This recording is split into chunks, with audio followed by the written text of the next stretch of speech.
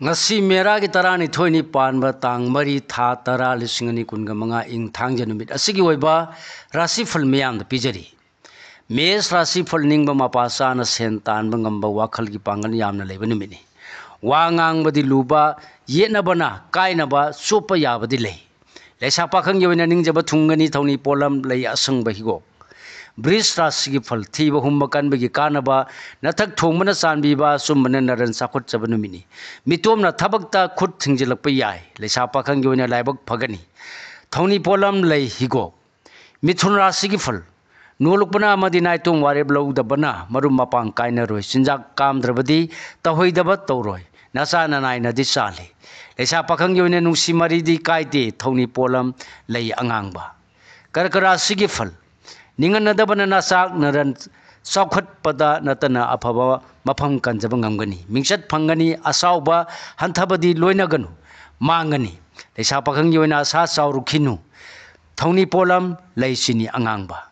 singara sigi phal ningba soidana thungani afau afabadi khallabadi panghoro arangarak phangbagi nungaiba sulaigani ahen loksing tan sinba yagani leisa pakhang yoina nungsiba phangjabagi nungaijai thoni polam leihigo kanya rasigi phal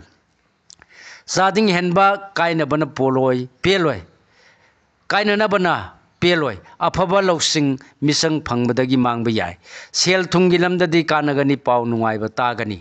leisa pakhang yoina ningbadi thungani thoni polam leina pu kismis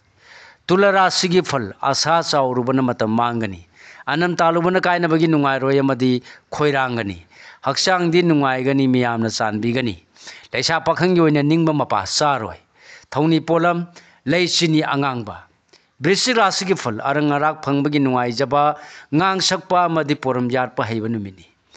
haksang nungai taba apha apun madi leigani leisa pakhang yoina thagat pigani thoni polam leihigo